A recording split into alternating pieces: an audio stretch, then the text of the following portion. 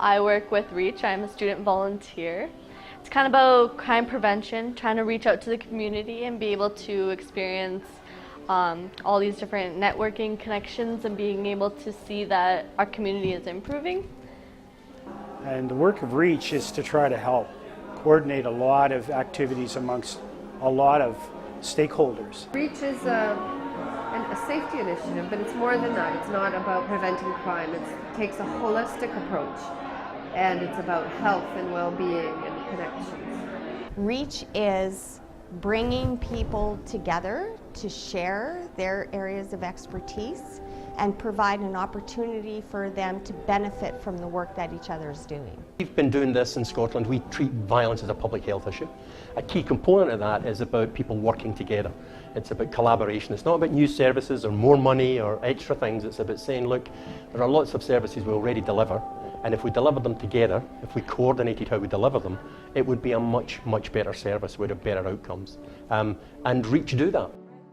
Well, I think the strength of REACH is that they are looking at shifting the culture. It's not just dealing with the events, you know, the isolated things going on up here, or even connected things going on that interrelate and create patterns. They're going right down to changing the stories and the underlying mental models. Safe communities really is a perception of the people in that neighborhood. So is there a general sense? Yeah, I think people have a sense that Edmonton is a very safe place. But there are places, communities, that have a real struggle and need lots of help. So I would hope that people understand that resources can be brought to bear to help making Edmonton overall a safer place. You've got to sort of stay with community groups, understand what the problems are in the community, and help them try and share and reach out to help other folks.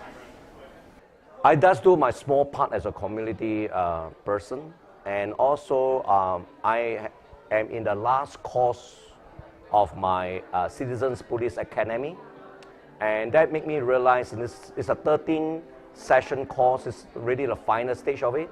It made me realize that the police can only do a small amount of work, and it needs the coordination like REACH. And I think we've been so fortunate here in the City of Edmonton for the last 9 years to have a mayor who has a big vision to start this initiative and to build on the good legacy of working in safety that's existed in Edmonton, but 9 years ago to say it's time to start looking at safety through a new lens and to look at prevention and to realize it's going to take a generation.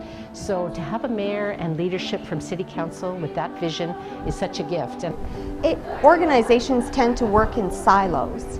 And so our job is to bring people together to collaborate and to partner with one another to kind of strengthen their own capacity. To do yourself, first of all, individuals need to do it for themselves. They need to think about what they say and how they say it. They need to think about how they treat and speak of women and children, and they have to support them. And professionally, we have to make sure that we coordinate things. Police have to should prioritise domestic violence. Courts should prioritise domestic violence. And we should get services around there to do it. So what you're doing is sending out a signal that in Edmonton, we do not tolerate domestic violence. It's abhorrent. We don't. And you start to send that signal out and people begin to change their minds and they think, oh yeah, okay. And the people who think it's okay will very quickly become isolated, and they'll be the ones who are alienated and separate. And that's important. And listen to children. Schools are very important because kids will bring things into school that, you know, they won't be performing well because they'll be living in stress, and you won't. Violence makes you ill. Stress makes you ill. And children at 5 and 6 and 7 shouldn't be worrying about things. The children should be excited about things and aspiring to things and looking forward to things. You shouldn't be worried about things when you're a child. It's different when you're an adult, you're married, and you're worried about paying your mortgage, you're worried about promotion or health or whatever. But children should be worried about getting out to play that night. They shouldn't be thinking about other things. You know, will my mum get beat up tonight? Will my dad be sober? Will my mum be sober? Will I get some food? These things are stressful. It's that iceberg thing, raising the temperature of the water. Language is important. If you think about racism and how language is now, we recognise how important language is around racism, and we recognise how it's important around sexism and how we speak about women. Now we have a long way to go with that. Well, it's exactly the same to do with violence. If we speak in violent terms or aggressive terms and aggressive language, we're actually encouraging that notion that that's how you solve problems with violence. I think you find it when you actually ask people, are they happy with what's happening to them?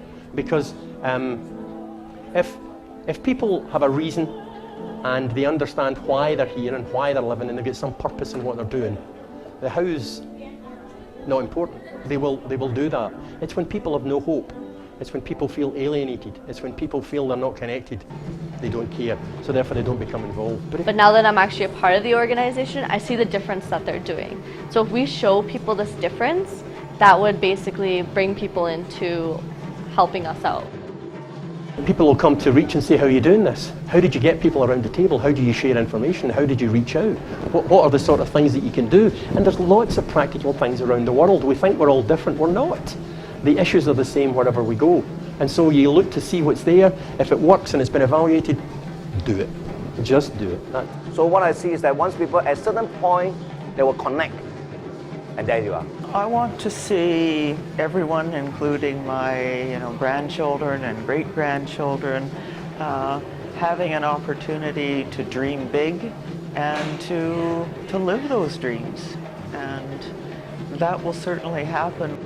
Well, I think the Centre of Excellence, I think an event like this gives people a feeling of what a Centre of Excellence can become, because it can be out there virtually on the website, it can be in its newsletters, you can see it in bits and pieces on a particular project or initiative you work on. But when you come to something like this tonight, you see a diversity of people there who are there for the youth programs, for the engagement at the community or neighborhood level. You see the politicians who are there, you see people who work in health or the media, or people who work as teachers, social workers on school boards, and you realize that everyone's got a shared vision. A Centre of Excellence is really about creating an attitude.